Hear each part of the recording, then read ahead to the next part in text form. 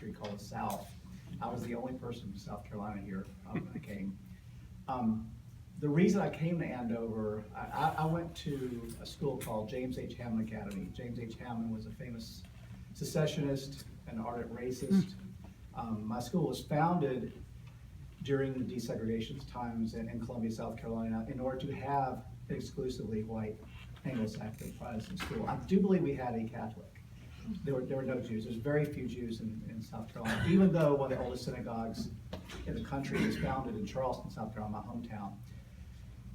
But I had a sense as a 13 or 14-year-old that there was something not right about that. I mean, I grew up almost surrounded entirely by whites, Protestants. I went to Episcopal church.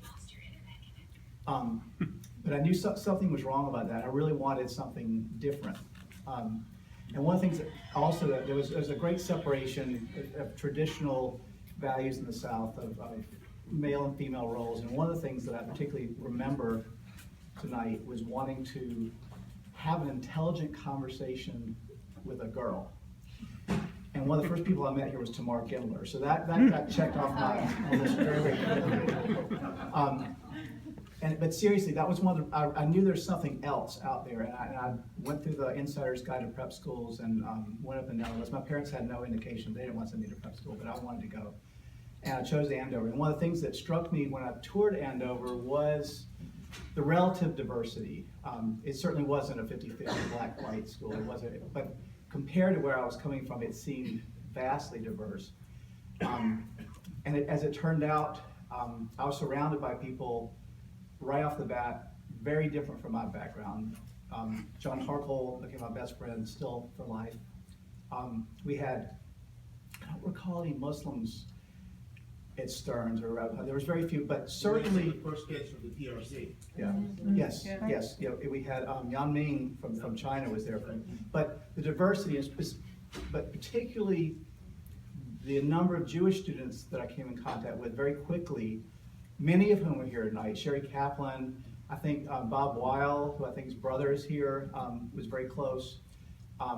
Andrew Babb, who was on our hall. There were so many, and it just became very normalized for me. This was something that I didn't, Southerners don't have opinions really about Jews, because there are so very few of them in the South, but it became so very normal, and just the experience of being with people from every quarter, from so many countries, really has kind of affected me for life. The whole notion of, the motto non sibi, not for self, has really hung true to that. And I'm an OBGYN now, and we see kind of all comers in our practices. I think we've seen over 40 countries. We see a lot of refugees and people from different places. I think a lot of that is instilled from my experience here.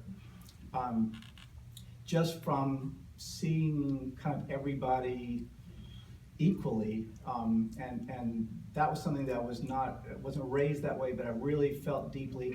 And having also the ecumenical services here and seeing going from a strictly Episcopalian, everything is there's one way, and there's only one way that it was done where I came from, to hearing Hebrew for the first time probably, and seeing all three together at times was really a striking thing. And I'm also struck by somewhat the lack of Muslim influence here as well, but that group, at least to me, was extremely meaningful. And so it's just that's carried on, and it certainly affected me and thousands of patients over the years, and I attribute that to Tamar and her family and the Weil family and all these people that Andover really brought to me. And so it's a big part of me, and I thank you all very much.